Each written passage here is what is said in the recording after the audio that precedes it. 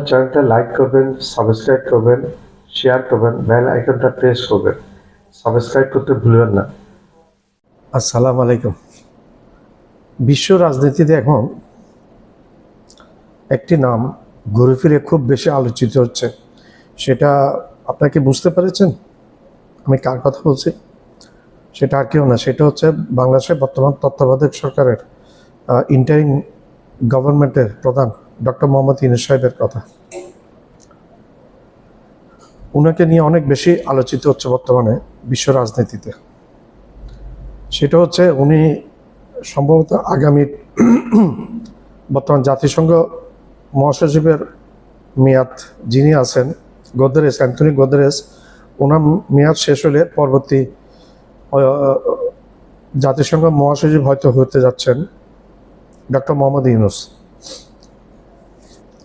এবং তার নাম বেশ আলোচিত হচ্ছে এবং র্যাঙ্কিংয়ে যথাসম্ভব শুনেছি আমি অনেক উপরের দিকে আছেন উনি আসলে মাইক্রো ইকোনমির জন্মদাতা এবং গ্রামীণ ব্যাংক আরও অনেক কিছুর উনি উদ্ভাবনী ক্ষমতার জোরে উনি এগুলোর জন্ম দিয়েছেন, এবং বিশেষ করে মাইক্রো ইকোনমি এবং গ্রামীণ ব্যাংক সারা বিশ্বে একটা আলোচিত জিনিস,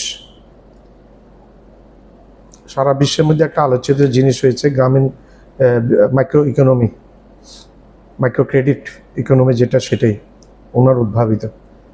এটা বিশ্বের প্রায় 133-34টা দেশে এটা অ্যাডপ্ট হয়েছে, এটা গ্রহণ করেছে। এমনকি ভারত, যে ভারতের বর্তমান সরকার ডক্টর মোহাম্মদ ইউনূস সাহেবকে দেখতে পারেন না, ওইখানেও কিন্তু অনেক জায়গায় ডক্টর মোহাম্মদ ইউনূস সাহেবের এই থিওরি মাইক্রো ক্রেডিট চালু আছে।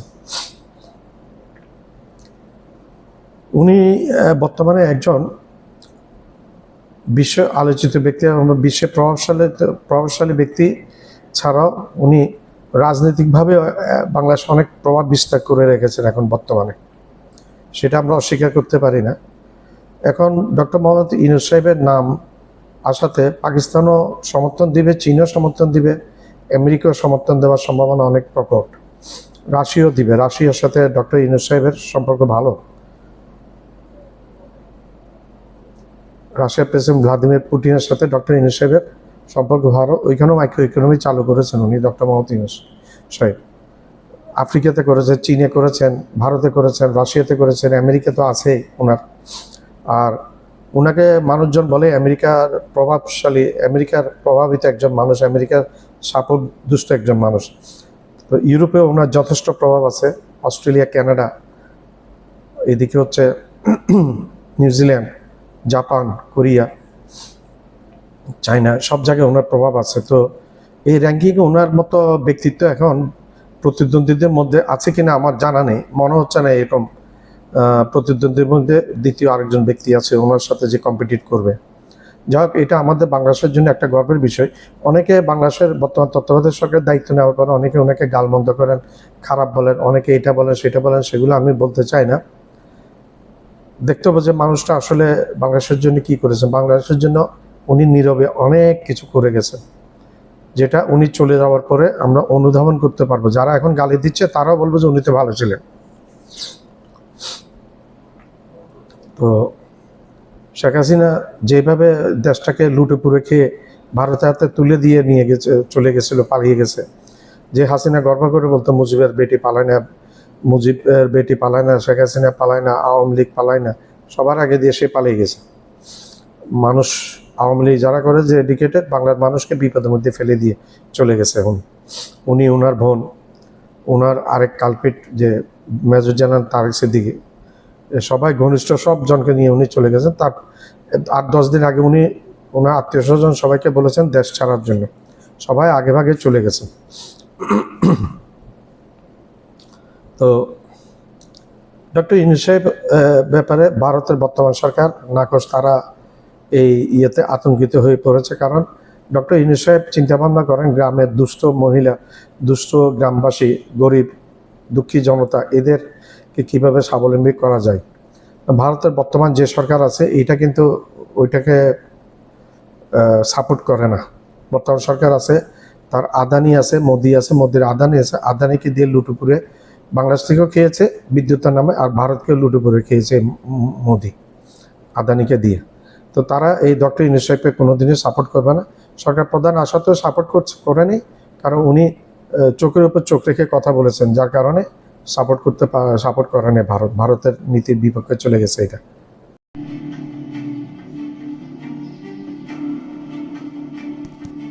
বিশ্ব রাজনীতির অঙ্গনে এখন এক নতুন আলোচনার কেন্দ্রবিন্দু বাংলাদেশের নোবেল বিজয়ী অর্থনীতিবিদ ডক্টর মোহাম্মদ ইউনূস। জাতিসংঘের পরবর্তী মহাসচিব নির্বাচনে সম্ভাব্য প্রার্থীদের তালিকায় তার নাম উঠে আসার পর থেকেই কূটনৈতিক মহলে শুরু হয়েছে তোলপাড়। দীর্ঘদিন ধরে বিশ্ব দারিদ্র্য বিমোচনে অবদান রাখা এবং সামাজিক ব্যবসার ধারণা জনপ্রিয় করার জন্য ইউনূসের সুনাম আন্তর্জাতিক অঙ্গনে আগেই প্রতিষ্ঠিত। কিন্তু এবার বিষয়টি কেবল সম্মানের নয়, বরং এটি এক বৈশ্বিক রাজনৈতিক ইঙ্গিত। বিশ্ব শক্তির ভারসাম্যে বাংলাদেশের একটি অদৃশ্য কিন্তু গভীর উপস্থিতির প্রতিফলন। জাতিসংঘের মহাসচিব নির্বাচন সাধারণত নিরাপত্তা পরিষদের সুপারিশে ও সাধারণ পরিষদের অনুমোদনে হয় এবং এই প্রক্রিয়ার পেছনে থাকে কঠিন ভূ রাজনৈতিক হিসাব। এই প্রেক্ষাপটে চীন ও পাকিস্তান প্রকাশ্যে বা নীরবে ডক্টর ইউনূসের প্রার্থিতাকে সমর্থন জানাচ্ছে বলে আন্তর্জাতিক সূত্রে খবর পাওয়া গেছে। চীন মনে করে উন্নয়নশীল বিশ্বের প্রতিনিধি হিসাবে ইউনূস জাতিসংঘের শীর্ষ পদে গেলে তা পশ্চিমা প্রভাব কমাতে সহায়তা করবে। বেল্ট অ্যান্ড রোড ইনিশিয়েটিভে বাংলাদেশের অংশগ্রহণ, চীনের সাথে ক্রমবর্ধমান অর্থনৈতিক সহযোগিতা এবং দক্ষিণ এশিয়ায় ভারতের একক প্রভাবের ভারসাম্য রক্ষায় বেইজিং এই সমর্থনকে কৌশলগতভাবে ব্যবহার করছে। পাকিস্তানও চীনের এই নীতি অনুসরণ করছে, কারণ তাদের কাছে ইউনূস কেবল একজন অর্থনীতিবিদ নন, বরং দক্ষিণ এশিয়ার নিরপেক্ষ মুখ, যিনি ভারতীয় প্রভাব মুক্ত দৃষ্টিভঙ্গিতে জাতিসংঘকে নতুনভাবে ভাবতে পারেন। ইসলামাবাদ চাইছে জাতিসংঘের পরবর্তী মহাসচিব এমন একজন হোক যিনি দক্ষিণ এশিয়ার জটিল রাজনৈতিক বাস্তবতাকে বুঝবেন এবং কাশ্মীর সহ আঞ্চলিক সংকটগুলোতে নিরপেক্ষ অবস্থান নেবেন। কিন্তু এই ঘটনার পর থেকেই সবচেয়ে বেশি অস্বস্তিতে পড়েছে ভারত, কারণ দক্ষিণ এশিয়ায় ভারত বহু বছর ধরে এক ধরনের প্রভাবশালী মধ্যস্থতাকারী ভূমিকা ধরে রেখেছিল। জাতিসংঘ সহ বিভিন্ন আন্তর্জাতিক সংস্থায় ভারতের প্রভাব স্পষ্ট। কিন্তু ইউনূসের মতো একজন বাংলাদেশী যদি জাতিসংঘের মহাসচিব হন, তবে সেটি ভারতের কূটনৈতিক আধিপত্যের জন্য বড় চ্যালেঞ্জ হবে। নিউ দিল্লি আশঙ্কা করছে ইউনূসের নেতৃত্বে জাতিসংঘের দৃষ্টিভঙ্গি দক্ষিণ এশিয়ার দরিদ্র ও উন্নয়নশীল দেশগুলোর দিকে বেশি ঝুঁকে পড়বে, যা ভারতের পক্ষে অনুকূল নয়। তাছাড়া ইউনূসের অতীত কর্মকাণ্ডে দেখা গেছে তিনি সবসময় মানবিক উন্নয়ন, সামাজিক ব্যবসা ও দারিদ্র্য বিমোচনের পক্ষে, যা মানসিক শক্তি বা ভূ রাজনীতির ভারসাম্যের চেয়ে মানবিক মূল্যবোধকে অগ্রাধিকার দেয়। ভারতের পররাষ্ট্র নীতি বরাবরই শক্তি প্রদর্শন কেন্দ্রিক, বিশেষত মায়ানমার, নেপাল ও বাংলাদেশকে ঘিরে তাদের নীতি অনেকটা নিয়ন্ত্রণমূলক। ফলে ডক্টর ইউনূসের নেতৃত্বে জাতিসংঘ যদি দক্ষিণ এশিয়ার সংকটগুলোতে মানবিক দৃষ্টিকোণকে অগ্রাধিকার দেয়, তাহলে ভারতের অনেক কূটনৈতিক পরিকল্পনা ভেস্তে যেতে পারে। এদিকে যুক্তরাষ্ট্র ও ইউরোপীয় ইউনিয়নের অবস্থান নিয়ে চলছে নীরব কূটনীতি। ওয়াশিংটন সরাসরি কিছু না বললেও বিশ্লেষকরা মনে করছেন তারা পরিস্থিতি পর্যবেক্ষণ করছে, কারণ ইউনূস অতীতে মার্কিন প্রশাসনের কাছ থেকে বেশ কয়েকবার পুরস্কৃত হয়েছেন। আমার বাংলাদেশের রাজনীতিতে তার ভূমিকা নিয়ে বিতর্কও আছে। অনেকের মতে পশ্চিমা দেশগুলো হয়তো চায় না জাতিসংঘে এমন একজন আসুক যিনি চীনের নরম সমর্থন পুষ্ট। তবে ইউনূসের জনপ্রিয়তা, মানবিক ভাবমূর্তি এবং বৈশ্বিক প্রভাব এতটাই বিস্তৃত যে তাকে সরাসরি বিরোধিতা করা কারো পক্ষেই সহজ নয়। বাংলাদেশের ভিতরে ওই খবরকে কেন্দ্র করে ব্যাপক আলোচনা চলছে। কেউ একে বাংলাদেশের কূটনৈতিক সাফল্যের সম্ভাবনা হিসেবে দেখছেন, আবার কেউ মনে করছেন এটি রাজনৈতিকভাবে জটিল একটি ইস্যু, যা সরকারের জন্য নতুন প্রশ্নের জন্ম দিতে পারে। কারণ জাতিসংঘের মহাসচিবের পদে একজন বাংলাদেশী নাম আসা নিঃসন্দেহে গর্বের, কিন্তু তার সঙ্গে যুক্তরাষ্ট্র, চীন ও ভারতের ভূ রাজনৈতিক প্রতিযোগিতা এই বিষয়টিকে আরো স্পর্শকাতর করে তুলেছে। ঢাকা সরকার এ বিষয়ে এখনো আনুষ্ঠানিকভাবে কোনো মন্তব্য করেনি, তবে পররাষ্ট্র মন্ত্রণালয়ের ভেতরের সূত্র বলছে তারা আন্তর্জাতিক প্রতিক্রিয়ার ঘনিষ্ঠভাবে পর্যবেক্ষণ করছে। আন্তর্জাতিক কূটনীতিতে জাতিসংঘের মহাসচিব পদটি মূলত বিশ্ব রাজনীতির নৈতিক ক্যাম্পাস। যিনি সেই পদে বসেন তিনি বিশ্বের সবচেয়ে শক্তিশালী কণ্ঠগুলোর সামনে মানবিকতা ও ন্যায়ের ভাষা বলেন। ডক্টর ইউনূসের জীবনবোধ, তার সামাজিক ব্যবসা মডেল এবং দারিদ্র্য নির্মূলে তার বৈশ্বিক প্রভাব অনেক দেশেই এখনো অনুপ্রেরণা হিসেবে দেখা হয়। 2006 সালে নোবেল পুরস্কার পাওয়ার পর থেকে তিনি 60টিরও বেশি দেশের সঙ্গে উন্নয়ন ভিত্তিক কাজ করেছেন। যা তাকে বৈশ্বিক নাগরিক হিসেবে প্রতিষ্ঠা দিয়েছে। যদি তিনি জাতিসংঘের নেতৃত্বে আসেন তবে তা হবে এক প্রতীকী পরিবর্তন, যেখানে উন্নয়ন, ন্যায়, পরিবেশ ও সামাজিক উদ্যোক্তা মনোভাবকে গুরুত্ব দেওয়া হবে। কিন্তু বাস্তবতা হলো এই প্রতিযোগিতা কেবল মানবিক নয়, বরং কৌশলগত। জাতিসংঘের মহাসচিব নির্বাচনে নিরাপত্তা পরিষদের 5 স্থায়ী সদস্যের ভেটো ক্ষমতা রয়েছে, যার মানে যুক্তরাষ্ট্র, রাশিয়া, চীন, ফ্রান্স বা ইউকে যে কেউ আপত্তি জানালে কোনো প্রার্থী নির্বাচিত হতে পারে না। ফলে ডক্টর ইউনূসের সম্ভাবনা যতটা আলোচিত, তার বাস্তবায়ন ততটাই জটিল। এখন প্রশ্ন হলো, তিনি যদি সত্যি প্রার্থী হন তাহলে কোন ব্লকের সমর্থন তার পক্ষে যাবে? এশিয়া, আফ্রিকা ও ল্যাটিন আমেরিকার উন্নয়নশীল দেশগুলো যদি ঐক্যবদ্ধভাবে তাকে সমর্থন করে তাহলে তিনি এক নতুন অধ্যায়ের সূচনা করতে পারেন।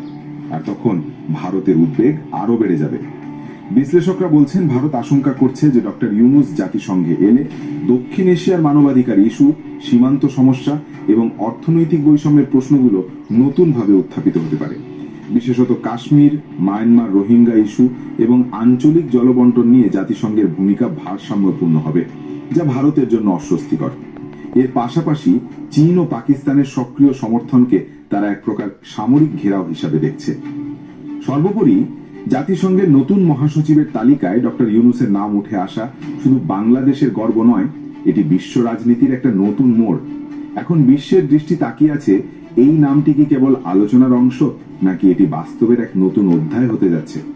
সময় বলবে দারিদ্র্য বিমোচনের নোবেলজয়ী মানুষটি কি সত্যিই বিশ্ব শান্তির নেতৃত্ব নিতে যাচ্ছে। আমার চ্যানেলটা লাইক করবেন, শেয়ার করবেন, সাবস্ক্রাইব করবেন, বেল আইকনটা প্রেস করবেন, সাবস্ক্রাইব করতে ভুলবেন না। আবার বলছি, আমার চ্যানেলটা লাইক করবেন, শেয়ার করবেন, সাবস্ক্রাইব করবেন, বেল আইকনটা প্রেস করবেন, সাবস্ক্রাইব করবেন, সাবস্ক্রাইব করবেন, সাবস্ক্রাইব করবেন, সাবস্ক্রাইব করতে ভুলবেন না।